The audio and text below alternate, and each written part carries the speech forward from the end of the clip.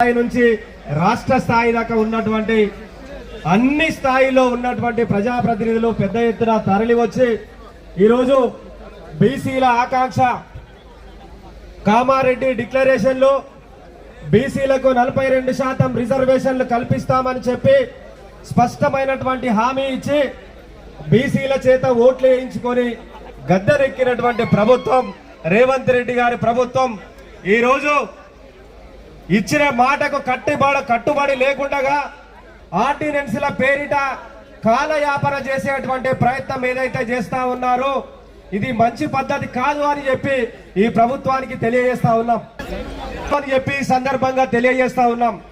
Kamareddy declaration లో చాలా స్పష్టంగా మీరు చెప్పారు, బీసీల ఎంతో బీసీల వాటా అంతా మేము తేలుస్తాం, మాకు అధికారాన్ని ఇవ్వమని చెప్తే మరి బీసీలంతా కూడా మీకు ఓట్లేసి అధికారంలోకి తీసుకొచ్చినారు.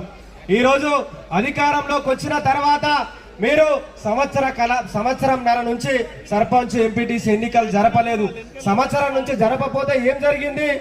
ఏదో ఒక సర్పంచ్ కోర్టుకు వెళితే తప్ప మీరు ఎలక్షన్లకు మేము పోతున్నామని చెప్పలేదు.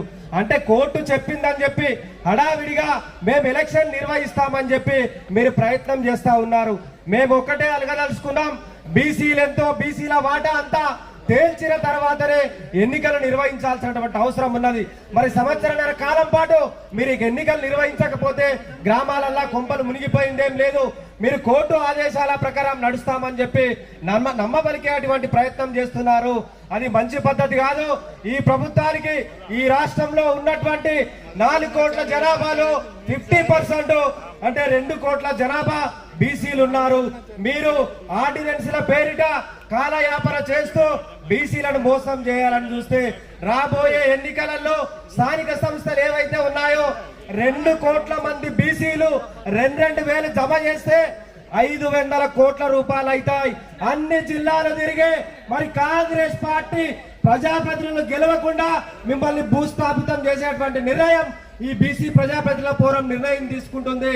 మీరు ఖచ్చితంగా రేపు ఇప్పటి వరకు మీరు కేంద్రం దగ్గరికి మంత్రుల బృందం వెళ్ళలేదు, మరి ప్రతిపక్షాలను తీసుకొని వెళ్ళలేదు. అది వెళ్లకుండానే మేము ఆర్డినెన్స్ తీసుకొచ్చి ఎన్నికలకు పోతామని చెప్పేటువంటి నిర్ణయాన్ని మేము తీవ్రంగా ఖండిస్తా ఉన్నాం.